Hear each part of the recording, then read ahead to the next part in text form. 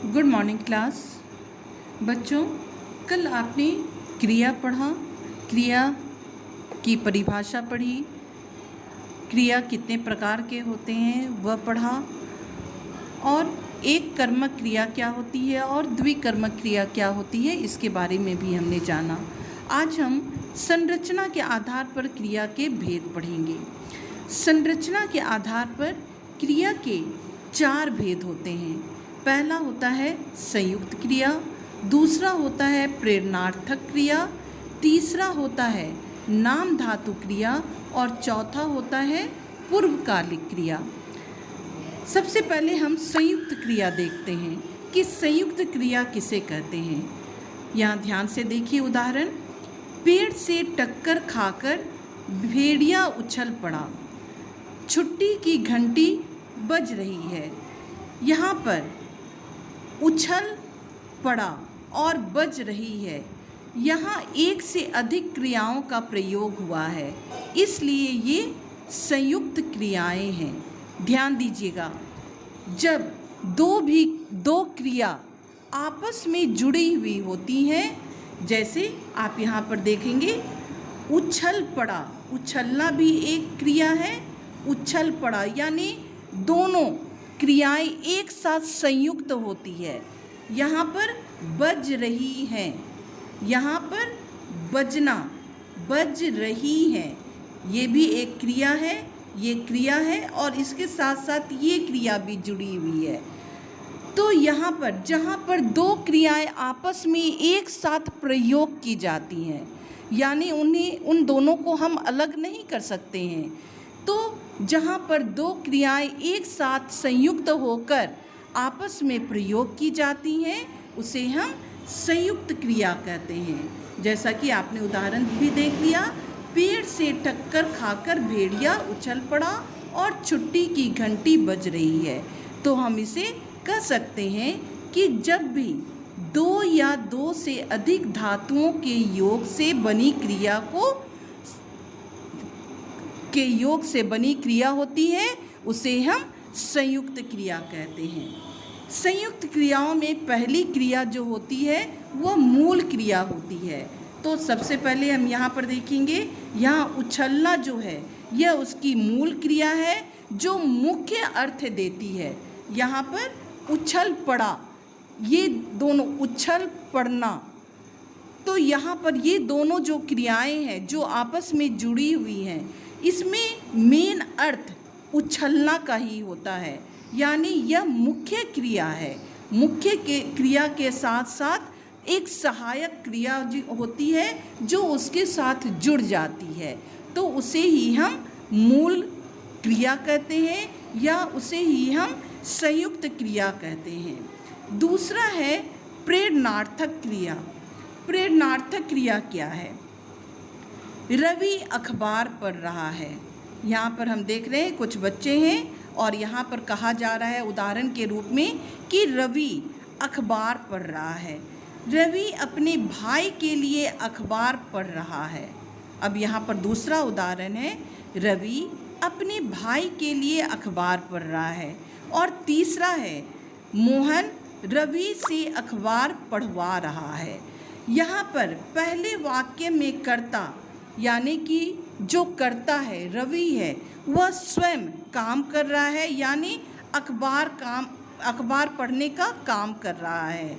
और दूसरे वाक्य में कर्ता जो है दूसरे के लिए काम कर रहा है, यानी रवि अपने भाई के लिए अखबार पढ़ रहा है, यानी वह अपने भाई के लिए कुछ चीज़ें खोज रहा होगा, कुछ काम की चीज़ें खोज रहा है जो उसे अपने भाई को बतानी है, तो वह अखबार पढ़ेगा और उसके बाद वह अपने भाई को उसके बारे में समाचार देगा। तो यहाँ पर पहले अर्थ में आपने देखा कि कर्ता जो है वह स्वयं काम कर रहा है, पढ़ने का काम कर रहा है। दूसरे वाक्य में उदाहरण में आपने देखा कि रवि अपने भाई के लिए अखबार पढ़ रहा है। और तीसरे कार्य में आप तीसरे उदाहरण में देखिएगा यहाँ कि मोहन रवि से अखबार पढ़वा रहा है, यानी यहाँ पर दूसरे व्यक्ति से काम करवाया जा रहा है। मोहन रवि से अखबार पढ़वा रहा है। यहाँ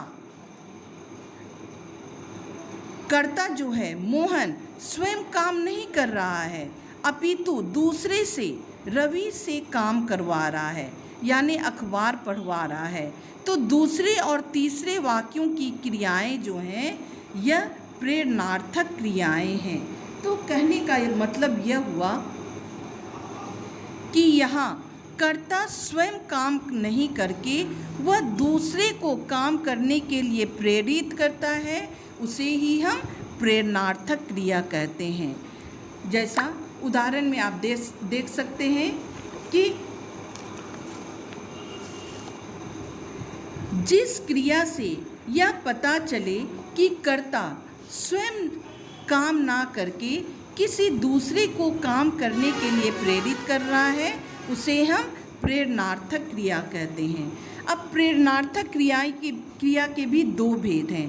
पहला है प्रथम प्रेरणार्थक क्रिया और दूसरा है द्वितीय प्रेरणार्थक क्रिया। प्रथम प्रेरणार्थक क्रिया क्या है? जब कर्ता स्वयं भी कार्य में सम्मिलित होता हुआ प्रेरणा देता हो तब उसे प्रथम प्रेरणार्थक क्रिया कहते हैं। जैसे वह सबको भजन सुनाता है, यहाँ पर वह काम खुद कर रहा है और दूसरे को भी भजन सुना रहा है, यानी दूसरों को भी प्रेरित कर रहा है। तो यहाँ पर दो बातें होती हैं प्रथम प्रेरणार्थक क्रिया में कि वह स्वयं तो काम करता ही है, स्वयं उस कार्य में संलग्न रहता है और दूसरों को भी वह उस कार्य के लिए प्रेरित करता है, उसे ही हम प्रथम प्रेरणार्थक क्रिया कहते हैं। और दूसरा होता है जब कर्ता स्वयं काम ना करके दूसरे को कार्य करने की प्रेरणा देता है, तब उसे द्वितीय प्रेरणार्थक क्रिया कहते हैं। जैसे कि वह गीता से सबको भजन सुनवाता है, यानी वह स्वयं काम नहीं कर रहा है बल्कि वह दूसरे व्यक्ति से काम करवा रहा है और दूसरे व्यक्ति से काम करवा करके वह और लोगों को प्रेरित कर रहा है। तो यह हो गया प्रेरणार्थक क्रिया। अब देखेंगे नाम धातु क्रिया क्या है। नाम धातु क्रिया, रात में तारों का टिमटिमाना अच्छा लगता है, इतना झुंझलाना ठीक नहीं। यहाँ उपर्युक्त वाक्य में झुंझलाहट या झुंझलाना या टिमटिम या टिमटिमाना क्रियाएं बनी हैं। ऐसी क्रियाओं को नाम धातु क्रियाएं कहते हैं या परिभाषा के रूप में हम देखते हैं जो क्रियाएं संज्ञा, सर्वनाम, विशेषण तथा अनुकरणवाची शब्दों से बनती है, इन्हें नाम धातु क्रियाएं कहते हैं। जैसे आप यहाँ पर उदाहरण में देख रहे हैं कि संज्ञा, सर्वनाम, विशेषण तथा अनुकरण, यानी जिसका हम अनुकरण करते हैं, यानी जिसका हम उदाहरण के रूप में जिसको हम अपनाते हैं उसे ही अनुकरणवाची कहा जाता है।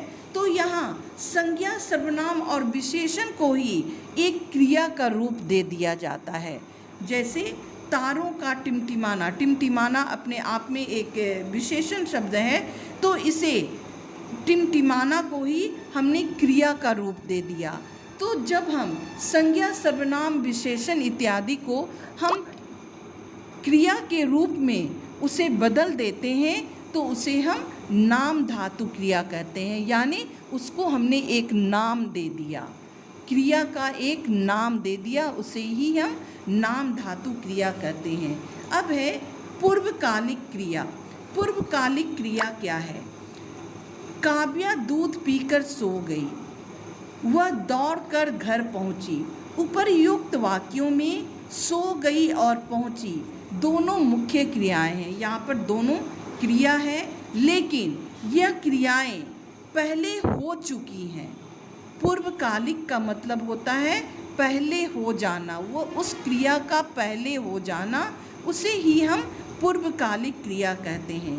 तो वाक्य में मुख्य क्रिया से पूर्व यदि कोई दूसरी क्रिया प्रयुक्त हो तो उसे हम पूर्वकालिक क्रिया कहते हैं। यानी वह क्रिया पहले हो जाती है और मुख्य क्रिया भी उसमें रहती है, लेकिन उसके साथ साथ मुख्य क्रिया के साथ साथ पहले हो जाने वाली क्रिया भी उसमें सम्मिलित होती है। उसे ही हम पूर्वकालिक क्रिया कहते हैं। जैसे सो गई, यह क्रिया है, लेकिन उसके पहले है पी कर सो गई, यानी उसने वह कार्य कर लिया, पीने का कार्य कर लिया।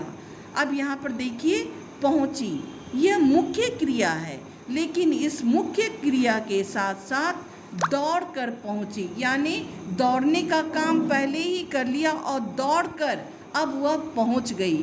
तो मुख्य क्रिया के साथ साथ पहले वाली क्रिया भी साथ साथ जुड़ी रहती है, उसे ही हम पूर्वकालिक क्रिया कहते हैं।